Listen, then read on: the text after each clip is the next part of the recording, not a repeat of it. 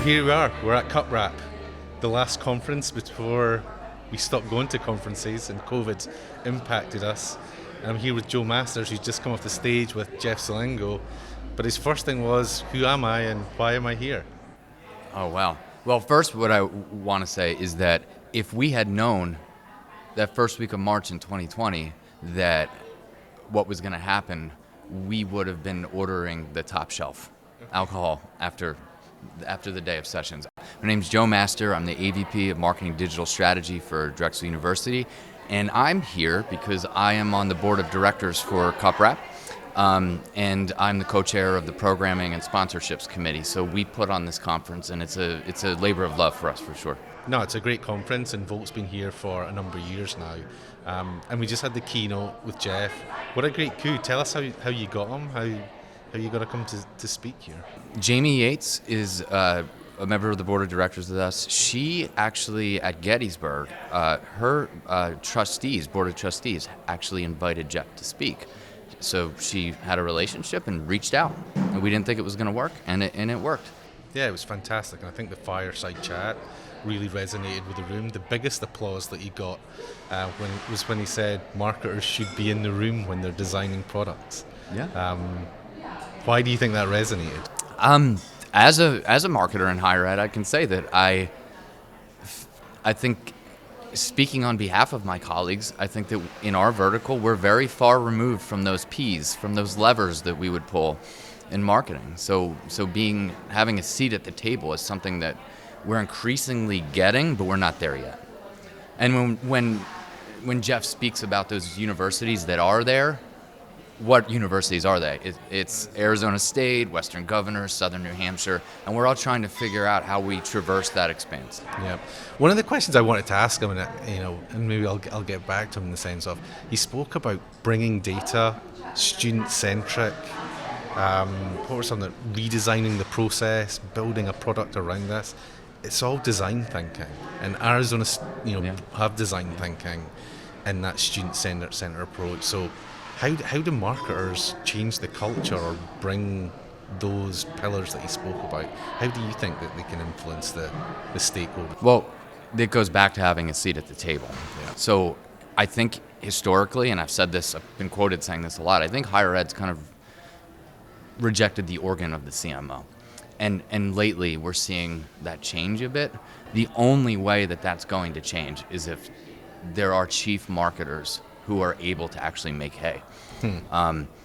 We don't have many levers we can pull right now. We can offer flexibility. We can have conversations about work-life balance. But when it comes to design thinking, when it comes to those huge levers that can really innovate an organization, there's still that expanse. Yeah. It's not like we don't have the ideas. I mean, I've talked to you about them at length many times. Yeah.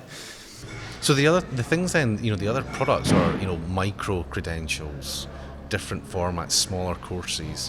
What have you seen out in the marketplace that you think that's quite innovative and that maybe you could bring that into Drexel? Is there things out there? Yeah, I mean, a big thing is stackable certificates. It's the idea that you could, do a smaller plan of study that you could stack on another plan of study that eventually could build myriad actual degrees. So they are micro, but they could build to something. And I think we're going to see more of that. How do you think that impacts then your role as a marketer? Like, do you think it's a different market? Well, Kevin, that's when we get into, branding versus lead generation. Yep. So it's really hard to introduce these things into the market because people, as marketers, will be like, we need people to take these programs. And then, we ask questions like, did you do the market research? Like, what's the audience? Yep. What do you think it's going to take? And a lot of times there's a disconnect there too. So when you say the difference between brand and lead gen, are you saying that the universities then have been traditionally good? I think they are good because their brands are strong, that they've been brand marketers, but then these micro courses, that's then leading into a demand gen, and it's a different skill set, it's a different setup, If I want somebody to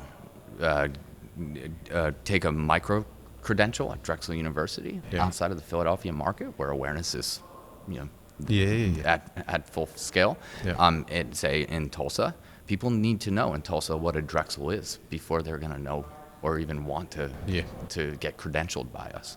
So that's the give and take. That's the pull. So CUPRAP, how long have you been involved? Change it. How long have you been involved at CUPRAP? My boss who hired me in higher ed, his name's Mark Airley. He's Yep. the vice president at Lafayette now. Before I even started working, I was still working in publishing. He said, Okay. "You're only going to be on the job for 8 days, but I want to send you to this conference. It's a great way for you to get started." And I swear to God, I met Paul Redfern, who I was just on the stage with Yep. at that first conference, all the people on the board, and the only conference I missed was last year when we had to do it virtually. Yeah. It is a wonderful group of individuals, and not just the people in the vertical. It's people like you who add so much value to the organization. No, it's a great family. We've loved coming here for the last 4 or 5 years, and it's you come and it's that family feel, and it's friends that are here. Talk me through the decision about doing it in person. Was it a tight one, or were you always like, hey, we're going to do that? I mean, everything was so fluid. No one wanted to pull the trigger in any organization to actually come back. We were watching the Carnegie conference. There are friends at Carnegie, yeah. right behind me, and the feedback we got was that people were jazzed to be back, Yeah. and we were like, but what about masking and vaccinations and all that? Yeah. Omicron really almost stopped us from happening, but I do think that there was a confluence of things, stars aligned, and so far, people look jazzed to be here. Yeah, it is. You can tell that people are happy. It feels like we're back, seeing friends. So thanks for having us, and thanks for being on our podcast. You guys are wonderful partners, and you're a friend now, man. We've known each other for years.